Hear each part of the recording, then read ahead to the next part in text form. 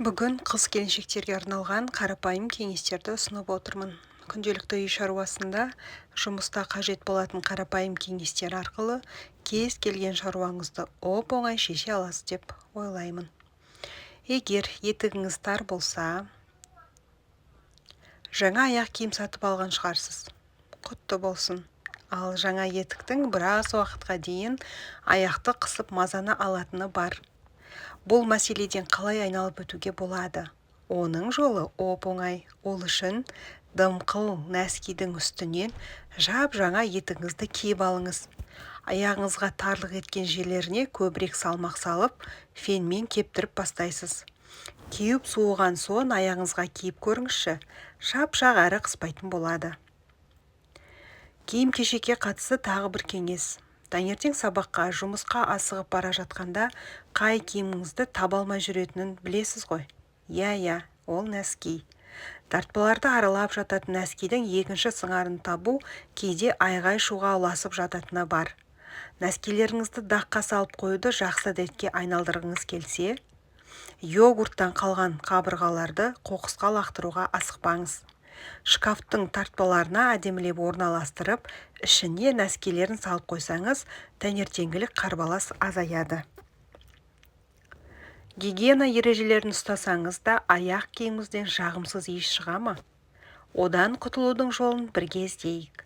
Біріншіден, аяқ киімді жақсылап сабынмен жуып алған жөн. Ұлтарағы мен бауларын бөлек кірін кетіріп жуыңыз. Иіс кетпеген жағдайда аяқ киімнің ішкі жағын сірке суы, не сутегі тотығы малынған мақтамен сүртіп шығыңыз. Дауаны бірнеше рет қайталауға болады. Иіс тым сіңіп кеткен аяқ киімнің ұлтарағын ауыстыруға болады. Жаңа ұлтарақтың ауа өткізу қабілеті де жақсы болмақ.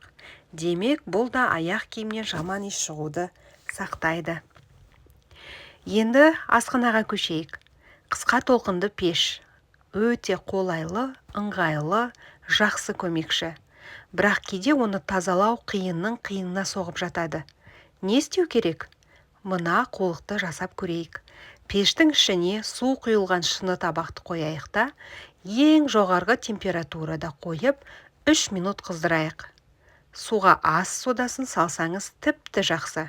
Су ысып, пештің іші буланып, қаспақтар жібіп шыға келеді. Дымқыл сүрткішпен сүртіп алу ғана қалды. Іші қайнаған судың қағыны толыма. Оны тазарту да қиын емес. Мәселен, дүкеннен кәдімгі Кока-Кола сусынын сатып алыңыз да, шәугімге құйып қайнатсаңыз болғаны.